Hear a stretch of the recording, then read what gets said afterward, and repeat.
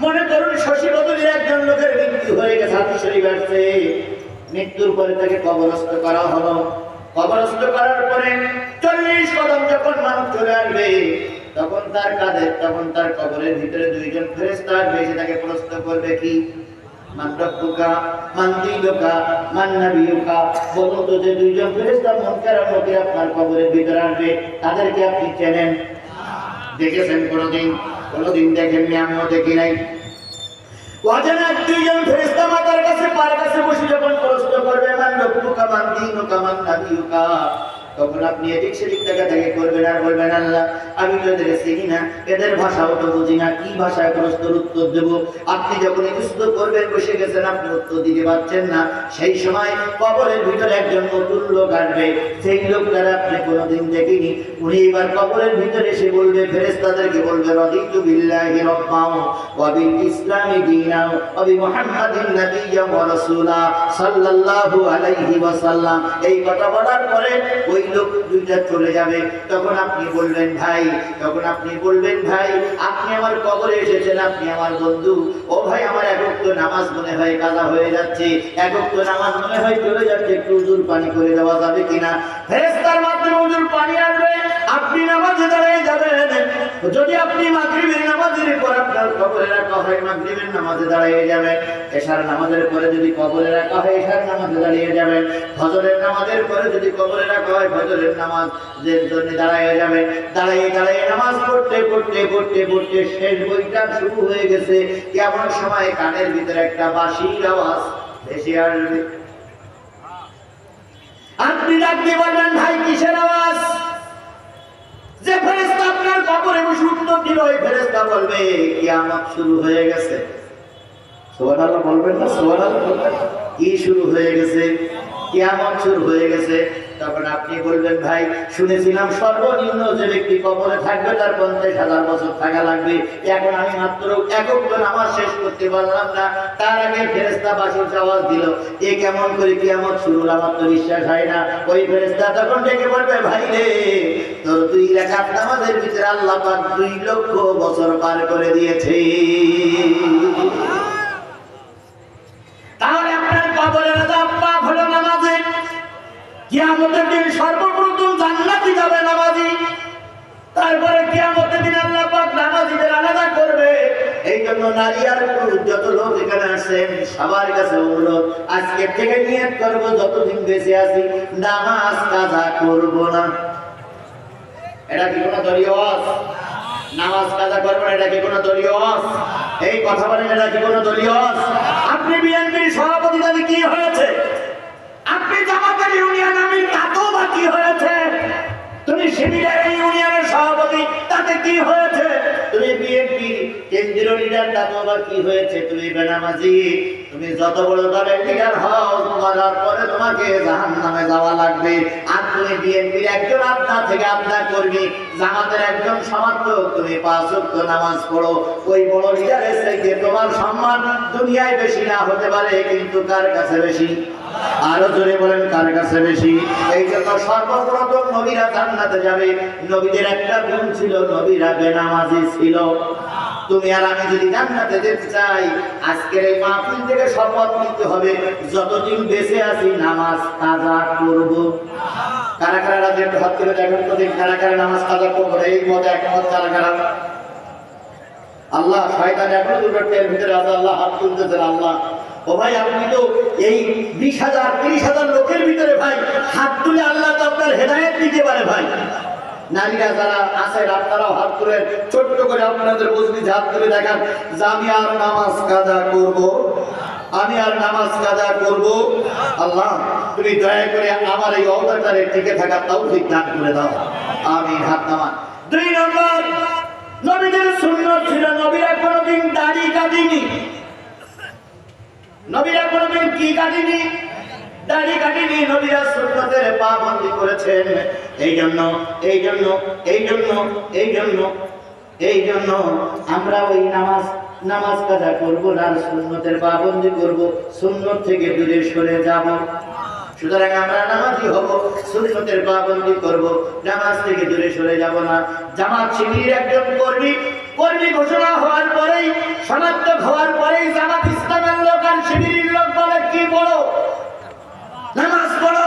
আপনি বিএনপির লোক, আপনার দলের একজন কর্মী যদি আপনার দলে ঢোকে, যদি সে অমুসলিম না হয়, আপনার বক্তব্য হবে তুমি আমার দলের কর্মী হতে গেলে নামাজ পড়া লাগবে। একথা যদি বিএনপি বলতে পারে তাহলে বলবো বিএনপি আল্লাহর জান্নাতি দল। কিন্তু এখানে একটা চিঠি এসেছে, চিঠিটা কে দিয়েছে জানি না, এখানে একটা চিঠি এসেছে নামাজ পড়া প্রতিযোগিতার পুরস্কার বিতরণে। নামাজ পড়ার জন্য পুরস্কার বিতরণ হচ্ছিল, শিবিরেওয়ালারা পুরস্কার বিতরণ করতেছিল। কার নামাজ কাজা হয়নি, কে নামাজের ভিতরে সবচেয়ে গুরুত্বপূর্ণ গুরুত্ব দিয়ে মাসের ভিতরে যিনি সবচেয়ে বেশি নামাজ পড়েছে তাকে পুরস্কার দিয়েছিল শিবিরের ছেলেটি। আর সেখানে হামলা চালিয়েছে ছাত্র দল। কথাটা কতটুক সঠিক কতটুক বেঠিক আমি জানি না।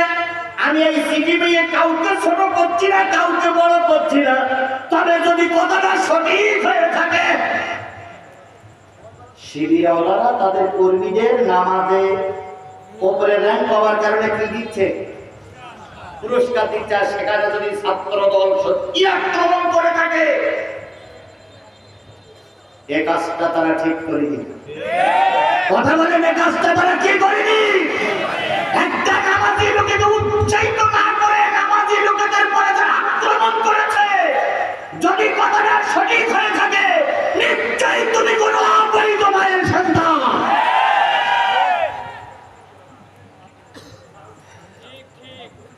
আওয়ামী লীগ যারা করে, বিএনপি যারা করে, তারা মেয়ে খোঁজে, তারা মেয়ে বিয়ে দেওয়ার জন্য শিবিরের গোলাপান খোঁজে। কেন খোঁজে? জানে শিবিরের গোলাপান 5 ওয়াক্ত কি নামাজ পড়ে। শিবিরের গোলাপান কি বলে, ফজরের নামাজের পরে কি তেলাওয়াত করে, কোরআন তেলাওয়াত করে। শিবিরের গোলাপান যুবক মুরব্বিদের দেখলে সালাম দেয়। শিবিরের গোলাপানের সঙ্গে মেয়ে বিয়ে দিলে যৌতুকের দাবি করবে না। শিবিরের গোলাপানের সঙ্গে মেয়ে বিয়ে দিলে ফ্যাক্টরি খাবে না। তোমরা সেই শিবিরের পরে যদি আক্রমণ করে থাকো, নিশ্চয়ই তোমরা বৈধ মায়ের সন্তান নয়। আল্লাহ আমাদের হেফাজত করুক, সকলে মিলে বলুন আমিন। আরেকটা দেখেছে অভিযোগ শিবিরের, রাজশাহী বিশ্ববিদ্যালয়ের খবর কি, রাজশাহী বিশ্ববিদ্যালয়ের খাবার বিতরণের ছবিকে অস্ত্র বিতরণ করে প্রচার করছে ওই ছাত্ররা। আল্লাহ ওদের হেফাজত করুক, কারণ ওরা আমাদের ভাই। ওরা আমাদের কি বলেন, ওরা আমাদের কি? আমি কিন্তু ওদের ভাই উল্টো বুঝে না, আমি কোন লোকের বিরুদ্ধে বলার জন্য আসেনি। শুধু চিঠিটা আসলো তো একটু পড়ে শোনালাম, এতটুকু বলি, ছাত্র দল আর বিএনপি ওরা আমাদেরই ভাই। এক ফুলের এক গাছের 2টা ফুল, একটা হলো বিএনপি আর একটা আছে জামাত ইসলাম। কথা বলে ঠিক না ঠিক? কারণ 2টা দলই 16 বছর নির্যাতিত। তারেক জিয়া দেশে আসুক, এটা আমরাও চাই। তারেক জিয়া বগুড়ার পোলা নয়, এই কথা বলেন, তারেক জিয়া বগুড়ার পোলা নয়। আমি মনে করি বগুড়ায় সর্বপ্রথম তারেক জিয়া এসে সমাবেশ করুক। জামাত শিবিরের লোক এই বগুড়ায় তারেক জিয়ার সমাবেশকে তারা সুন্দর পরিবেশ করে দেবে। সুন্দর পরিবেশ তৈরি করে তারেক জিয়া সমাবেশ করার জন্য আমরা সহযোগিতা করব। আমরা কোন দলের বিপক্ষে নয়, তবে আল্লাহর কসম আমি ব্যক্তিগত আওয়ামী লীগের পক্ষে নই। আওয়ামী লীগ দেখলে আমার সহ্য হয় না। আপনার কি লাগে না লাগে আমার সহ্য হয় না, কারণ আওয়ামী লীগের কারণে 20টা মামলা হয়েছে, ওরাই আমার 20টা মামলা দিয়েছে। সুতরাং আওয়ামী লীগ আমি সহ্য করতে পারি না। আল্লাহ আমাদের সবাইকে কবুল করুক ইসলামের পক্ষে। তাহলে সর্বপ্রথম যারা জান্নাতে যাবে তারা কারা? নামাজি। আমরা আজকে থেকে নিয়ত করলাম বেনামাজি থাকবো। যারা বলেন বেনামাজি থাকবো, তাহলে আজকে থেকে আমরা কি হয়ে যাব? নামাজি হয়ে যাব। আল্লাহ পাক আজকের প্রথম মাসটা কবুল করুক, কর্তৃপক্ষের জন্য, কমিটির জন্য, যারা শ্রোতা তাদের জন্য আল্লাহ কবুল করুক। সকলে মিলে বলবো আমিন। 2 নম্বরে ওয়াসিদ্দিকিন, 2 নম্বরে যারা জান্নাতের দ্বিতীয় সারিতে দাঁড়ায় আছে, ফেরেশতারা জিজ্ঞেস করবে, বুঝলাম জান্নাতের প্রথম সারিতে আছে নবীরা, তোমরা কারা? দ্বিতীয় সারির লোকগুলো বলবে, আমরা হলাম সিদ্দিক। সিদ্দিক মানে কি? সত্যবাদী। সিদ্দিক মানে কি? আরো জোরে বলেন সিদ্দিক মানে কি? সত্যবাদী। সত্য কথা যারা বলে, সত্যের পক্ষে যারা চলে, সত্যের পক্ষে যারা আন্দোলন করে, সত্যকে যারা বিজয় ঘোষণা করার জন্য জীবনের ঝুঁকি নিয়ে ময়দানে থাকে, আল্লাহ বললেন তারা যাবে আল্লাহর জান্নাতে। পিছনের কিছু লোকের এই যে ওটা চলা, এটা তো আমার কাছে খুবই খারাপ লাগে। আমি তো সময় বেঁধে দিয়েছি, দয়া করে কোরআনের মাহফিল থেকে চলে গেলে ফেরেশতারা কিন্তু ভিডিও করে রাখতেছে।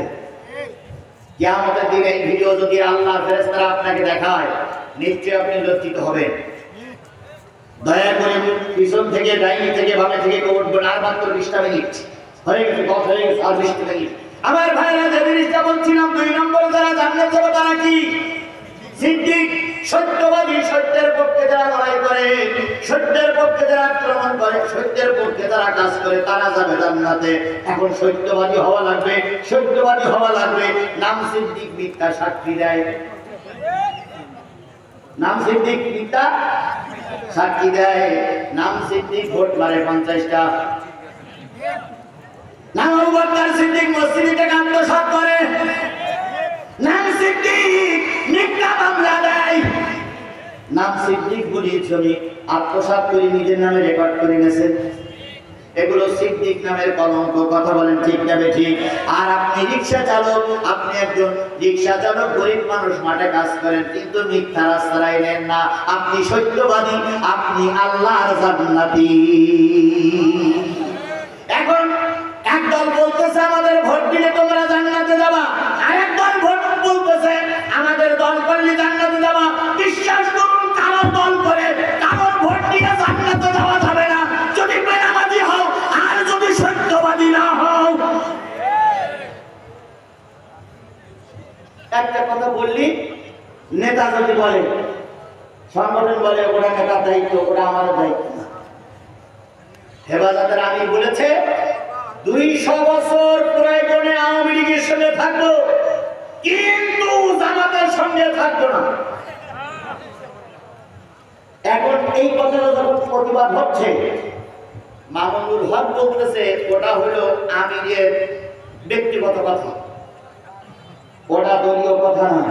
আচ্ছা, একজন দলের আমির যদি এই কথা বলে, ওটা কি ব্যক্তিগত হয়? এই কথা বলেন, ওরা ব্যক্তিগত হয়? ওরা ব্যক্তিগত হয় না। দলের আমির যেটা বলে, ওটা দলীয়গত কথা হয়। সুতরাং যে কথা বলবেন সেটা সত্য হোক, মিথ্যা যাতে না হয়। আগামীতে আমরা সত্যবাদীদের সঙ্গে থাকবো, আগামীতে আমরা সত্যবাদীদের সঙ্গে থাকবো। আচ্ছা, কারা সত্যবাদী কারা মিথ্যাবাদী, ওটাকে আমার এখন ক্লিয়ার করে দেওয়া লাগবে। এই বলেন, ক্লিয়ার করে দেওয়া লাগবে। বলুন তো, এই দেশে এক সময় এই বাতি দূরের কথা, ল্যাম্প জ্বালানোর মতন পয়সা থাকতো না, কেরাসিন ঘরে থাকতো না। কথাটা সত্য না মিথ্যা? এখন ঘরে ঘরে লাইট হয়েছে, কারেন্ট হয়েছে। বগুড়ায় যে রাস্তা আপনারা করেছেন বা সরকার করে দিয়েছে, বগুড়ার মানুষকে ধন্যবাদ দিতে হয়। বগুড়ার মানুষ এত বড় সুন্দর রাস্তা করেছে, তাহলে উন্নতি হয়েছে না হয়নি? আর এই উন্নতির মূলে আওয়ামী লীগ, বিএনপি এবং জাতীয় পার্টির অবদান আছে, আমরা অস্বীকার করি না।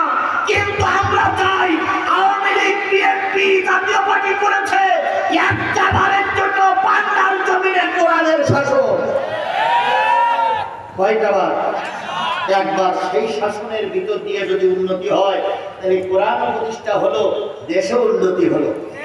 এই জন্য আমরা আগামীতে দেখতে চাই, দেশ গড়ার যারা কারিগর হবে, তারা যেন টুপিওয়ালা হয়, তারা যেন নামাজি হয়, তারা যেন সিদ্দিক হয়, তারা যেন মিথ্যুক না হয়, তারা যেন কাযযাব না হয়, সত্যবাদী হয়। এই সত্যবাদী লোক আগামীতে নির্বাচনে যান, এটাকে আপনারা চান?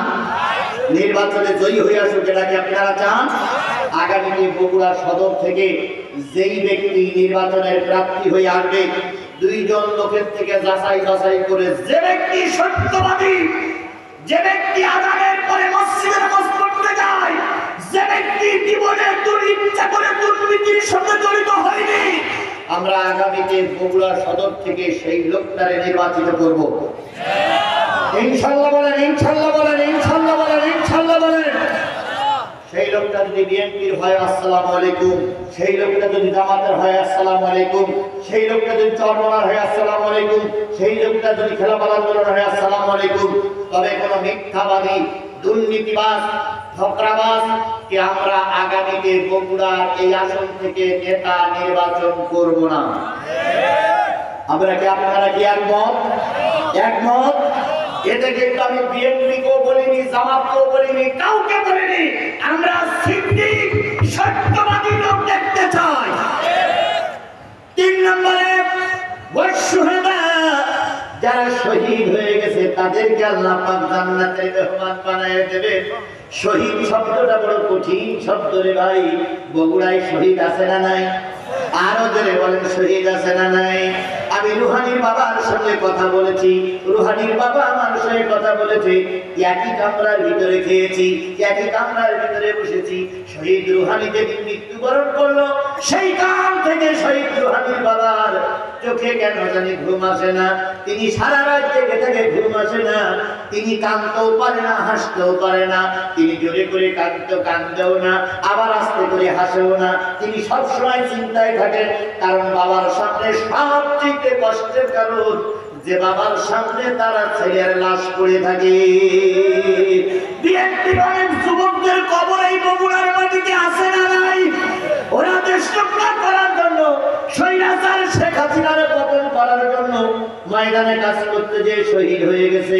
এই শহীদদের রক্তে, এই শহীদদের রক্তে করা, শহীদদের রক্তে ভেজা বগুড়াতে আমরা কোনো বাতিল পন্থী আর মাথা উঁচু করতে দেব না। এই জন্য শহীদরা যাবে জান্নাতে। আপনি শহীদের বাবা হন, শহীদের চাচা হন, শহীদের নাতি হন, শহীদের পোতা হন, শহীদের পরিবারের লোক হন, শহীদদের সঙ্গে মিলে থাকেন, শহীদরা যাবে আল্লাহর জান্নাতে। এবার আসুন, যদি আপনি শহীদ না হন, শহীদের সঙ্গেও যদি থাকেন, আল্লাহ পাক আপনাকে শহীদের মর্যাদা দিয়ে জান্নাতের মেহমান বানিয়ে দেবে। এই জন্য আমরা থাকবো শহীদদের সঙ্গে। এবার বলুন তো, নবী কি আমরা হতে পারবো? পারবো? সিদ্দিক আমরা সবাই ইচ্ছা করলে হতে পারবো না। কি হতে পারবো আবার হতে পারবো না? শহীদ সকলের কপালে জোটে না। ও ভাই, আমাদের দেশে একটা এমন সিদ্দিক আছে, ওই যে কিছুদিন আগে আমরা একটা নেতার মুক্তির জন্য আন্দোলন করেছিলাম। রংপুরের নেতার নাম কি?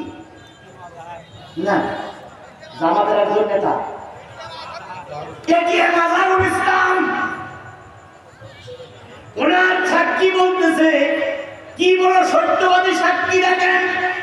উনি কোর্টে উঠে বলতেছে, স্যার আমি মাজারুল ইসলামকে দেখেছি ধর্ষণ, উনি ধর্ষণ করতেছে আমি দেখেছি।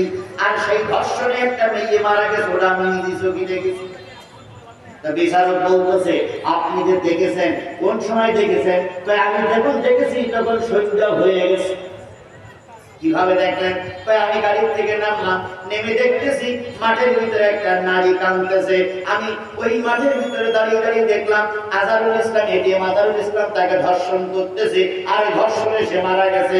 তখন বিচারপতি বলতেছে, আপনি যেখান থেকে নেমেছিলেন আর ওই আজহারুল ইসলাম ধর্ষণ করতেছিল ব্যবধান ছিল কতটুকু?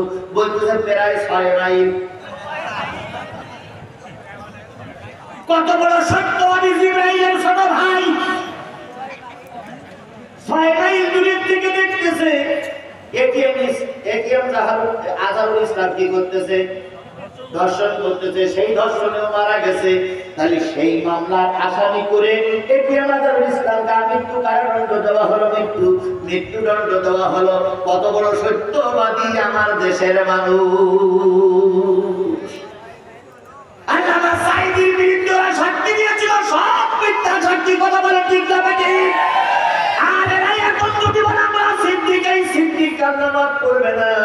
সুতরাং আগামী তো আমরা টার্গেট দেব, সিদ্দিককে আমরা সামনে রাখবো ইনশাআল্লাহ। ডাকসুতে নির্বাচিত হয়ে গেছে শিবিরের প্যানেল, জাকসুতে নির্বাচন হয়েছে শিবিরের প্যানেল, চাকসুতে নির্বাচিত হয়েছে শিবিরের প্যানেল, রাকসুতে নির্বাচন হয়েছে, ভোট গণনা চলতেছে। আমি যতটুকু জানি রাজশাহী বিশ্ববিদ্যালয়, চট্টগ্রাম বিশ্ববিদ্যালয় হলো শিবিরের ঘাঁটি। জাহাঙ্গীরনগর বিশ্ববিদ্যালয়, ঢাকা বিশ্ববিদ্যালয় যখন মুক্তি পেয়ে গেছে, আর আশা করছি তাহার কি বলেন চট্টগ্রাম বিশ্ববিদ্যালয়, রাজশাহী বিশ্ববিদ্যালয় কোরআন ওলারাই বিজয় অর্জন করবে।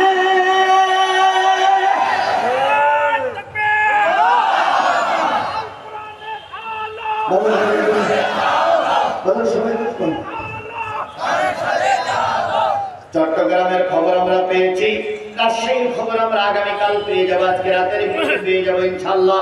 তবে সেখানেও কোরআনওয়ালারা বিজয় অর্জন করবে। এবার আমাদের বগুড়ার মানুষের একটু মাথা উঁচু করার পালা, সাতক্ষীরার মানুষের একটু মাথা উঁচু করার পালা, রংপুরের মানুষের একটু মাথা উঁচু করার পালা। ওরা যখন পথ দেখাই দিয়েছে, ওই পথ দিয়ে যদি আমরা হাঁটতে পারি, আল্লাহর কসম আমি স্বপ্ন দেখতেছি, স্বপ্ন দেখা নিষেধ নয়, আমি স্বপ্ন দেখতেছি আগামীর সংসদ হবে কোরআনের সংসদ।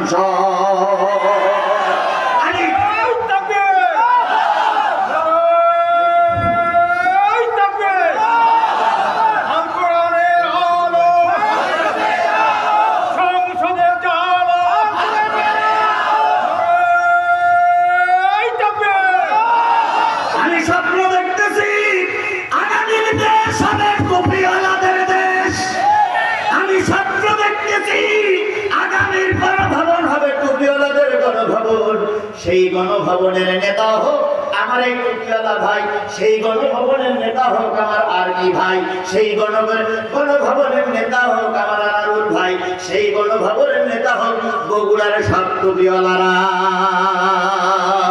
আমরা এই আশা করতে পারি কি পারি না? জোরে বলেন পারি কি পারি না?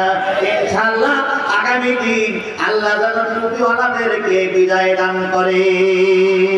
এবার যেখানে সেখানে ভোট দেব না ভাই, এবার যেখানে সেখানে ভোট দেব না ভাই, ভোট দেব ভাই সেইখানেতে আল্লাহ রাজি হয়, যেটাই রাসূল খুশি হয়। যেখানে সেখানে ভোট দেব না ভাই, এবার যেখানে সেখানে ভোট দেব না ভাই। ভোট হলো ভাই দেশের লাগি দারুল আমানত, ও জায়গাতে ভোট দিলে ভাই হবে খেয়ানত। এবার দেশ বাঁচাতে দিন বাঁচাতে, দেশ বাঁচাতে দিন বাঁচাতে সদা সজাগ থাকা যায়। যেখানে সেখানে ভোট দেব না ভাই।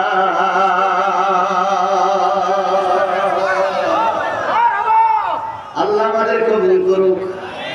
সূরা ফাতিহা পড়ে ক্লাস করেন, দাঁড়ানো ভাই গেলে বসেন। এতক্ষণ দাঁড়াইছিলেন অনেক কিছু করে মনে যাতে সবাই বুঝতে হবে।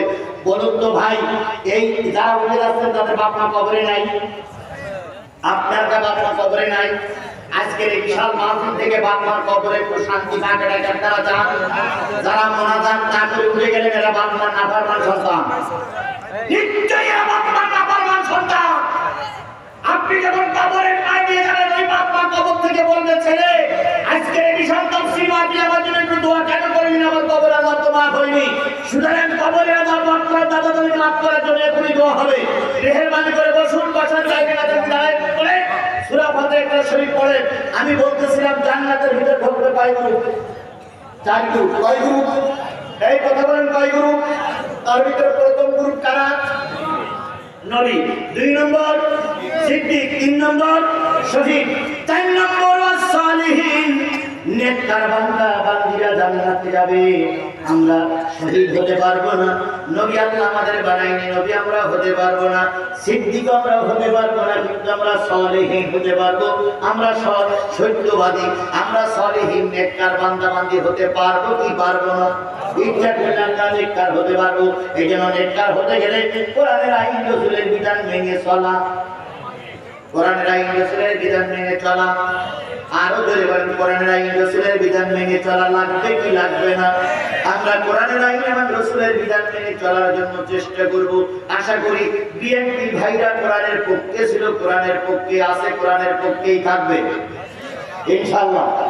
বলুন তো, বিএনপির কোন লোক কি মসজিদের হুজুরের অপমান করেছে? করেছে। তারপরে কোন হুজুরকে বিএনপির লোক মঞ্চের থেকে নামাই দিয়েছে? তাহলে বিএনপি ক্ষমতা আসলে আমাদের অস্কারের পরিবেশ ভালো হবে, আমরা এইটাই কামনা করি। সুতরাং আসো, দুইটা দল দুইটা দল 16টা বছর ভাই খেয়েছে। এখানে যতগুলো বিএনপি জামাতের ভাইরা আছেন প্রায় একে অপরের মামলার সাথী ভাই, একই জেলখানায় দুইজন একই কম্বলের ভিতরে থাকা হয়েছে। কথা বলেন ঠিক না বেশি? এখান থেকে যদি বিএনপি ভাইরা দিকে যায় আলহামদুলিল্লাহ, যদি জামাতের ভাইরা দিকে যায় সুবহানাল্লাহ। আমরা কেউ কারোর সাথে শত্রুতা করব না। আমরা চাই বিএনপি ভাইরা ক্ষমতায় দিয়ে কোরআনের পক্ষে থাক, আমরা চাই জামাতের ভাইরা ক্ষমতায় দিয়ে কোরআনের পক্ষে থাক। আল্লাহ আমাদের কবুল করুন। আরো জোরে বলেন আমিন, আরো জোরে আমিন। বেঁচে থাকলে আবার কোনদিন দেখা হবে, যদি বেঁচে না থাকে আল্লাহ পাক যেন জান্নাতের সিঁড়ি দিয়ে বগুড়ার মানুষের সঙ্গে আমার পরিচয় করিয়ে দেয়। যখন বাংলাদেশের কোন জেলায় ওয়াজ করার মতন পরিবেশ ছিল না, তখন বগুড়ার মানুষের আমাকে রিস্ক নিয়ে ময়দানে নামিয়েছে। আমি বগুড়ার মানুষদেরকে ভুলে যাইনি। নাসির মাইক আমার প্রিয় ছোট ভাই কত জায়গা থেকে যে মোটরসাইকেল আমাকে বের করে নিয়ে গেছে আল্লাহ ওই জানে। অনেক মাহফিল থেকে আমরা মঞ্চের থেকে নামার সাথে সাথে কি দিবাই দেওয়া লেগেছে, এই সেগুলো আপনারা ভুলে গেছেন না?